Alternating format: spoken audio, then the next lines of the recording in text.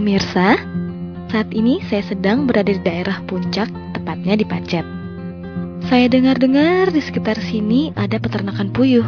Kabarnya, beternak puyuh sangatlah menguntungkan. Saya jadi ingin tahu seperti apakah sosok puyuh dan cara beternak unggas ini. Yuk, ikuti saya terus.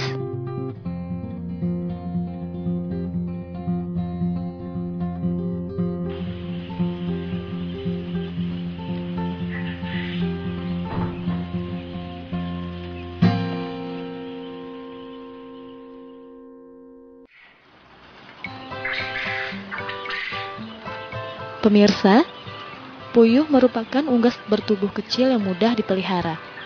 Hewan ini juga mudah beradaptasi terhadap lingkungan sekitar dan tidak mudah terserang penyakit.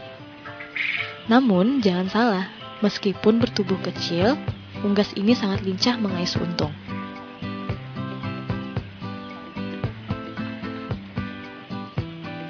Bayangkan saja, puyuh sebanyak 250 ekor dapat dipelihara di lahan hanya seluas 1 meter saja. Jadi, puyuh dapat dipelihara di lahan sempit. Sehingga modal yang dibutuhkan pun tidak terlalu besar. Peternak dapat memilih skala usaha yang akan dijalankan. Ingin mulai dari skala kecil, menengah, atau skala besar.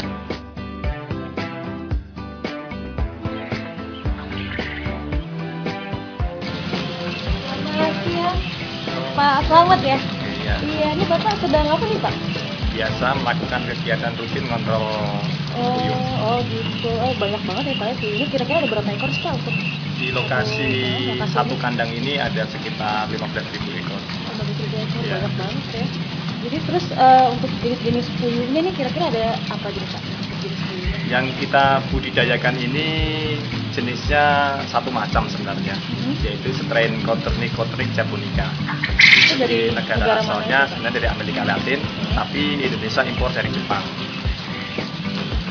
Terus kira-kira susah nggak sih Pak untuk membibitkan puyuh ini sendiri? Ya, sementara ini belum ada kendala tentang budidayanya, jadi saya pikir sangat mudah sekali untuk membudidayakannya.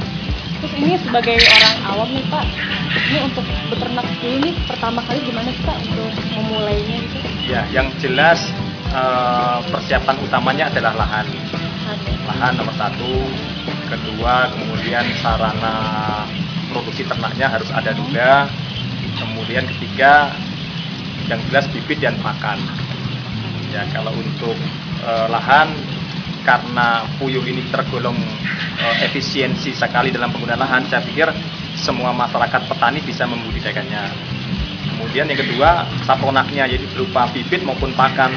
Selama ini kita bisa memberikan inspirasi kepada para petani dengan menyediakan bibit-bibit maupun pakan ternaknya serta program medikasinya atau obat-obatan serta vitaminnya. Gitu ya. Ini kan kelihatannya bentuknya sama semua nih Pak, ini untuk Ya, membedakan jenis antara betina dan jantan itu bagaimana sih Pak? ya. Kita ada dua teknologi.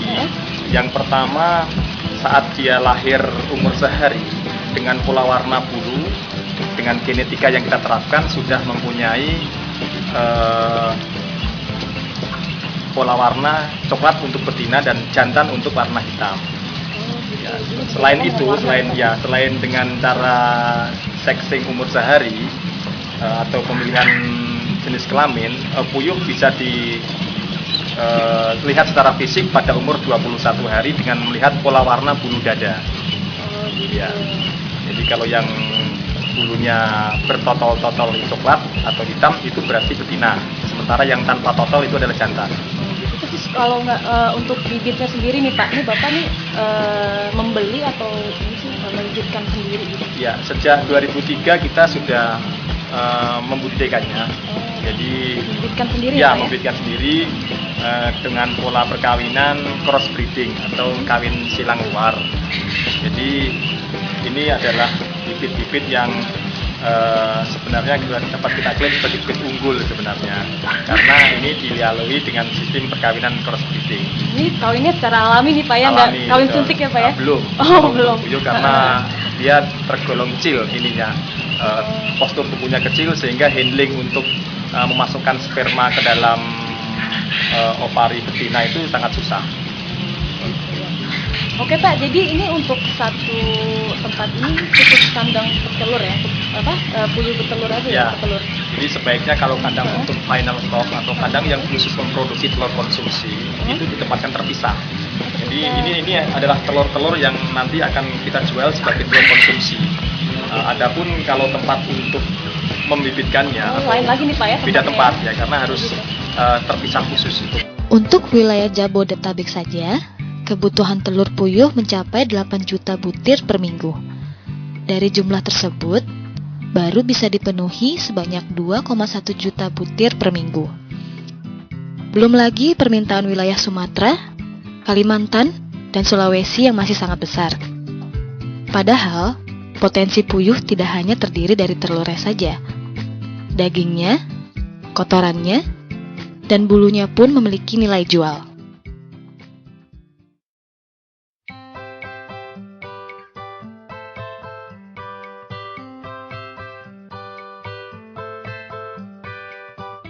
Mbak Hani, tadi setelah kita seharian melihat farm, nah inilah produk olahannya. Seperti yang saya bilang dari awal bahwa produk telur puyuh, daging, serta kotorannya bisa dimanfaatkan untuk pemberdayaan lingkungan kita. Telurnya jelas, dagingnya jelas, ikan lelenya juga diberdayakan dari pemberian kotoran puyuhnya tadi. Iya. Jadi termanfaatkan semua. Belum lagi di belakang itu juga ada tanaman pisang. Ya, silakan dicobain, Mbak Ani. Coba ini Pak ya. Pasti luar biasa nih. Memang tidak salah jika beternak puyuh kian digemari. Selain pemeliharaannya mudah dan efisien, omset yang diperoleh dari usaha ini sangatlah besar. Beternak puyuh memberikan beberapa pilihan usaha yang bisa dilakoni. Bagi peternak pemula, pemeliharaan puyuh dapat dilakukan semenjak grower, hingga puyuh menghasilkan telur. Dengan cara ini, peternak lebih cepat memperoleh telur. Namun, jika sudah memiliki pengalaman dan modal yang cukup, Anda bisa menjadi peternak skala besar dengan melakukan seluruh kegiatan pemeliharaan. Mulai dari pembibitan, penetasan, pemeliharaan anakan, hingga pemeliharaan untuk produksi telur maupun pedaging. Atau, Anda juga bisa berkonsentrasi di usaha pembibitan saja. Jadi bagaimana pemirsa? Tidak terlalu sulit kan untuk beternak puyuh? Dan kunci sukses dari Pak Slamet ini adalah mau memberikan informasi dan ilmu pengetahuan kepada orang lain. Semoga tayangan ini memberikan inspirasi kepada pemirsa semua. Baik pemirsa, saya Hanisa Farani beserta kru videografi kelompok Agromedia undur diri dari hadapan Anda. Sampai jumpa pada buku-buku terbitan Agromedia selanjutnya.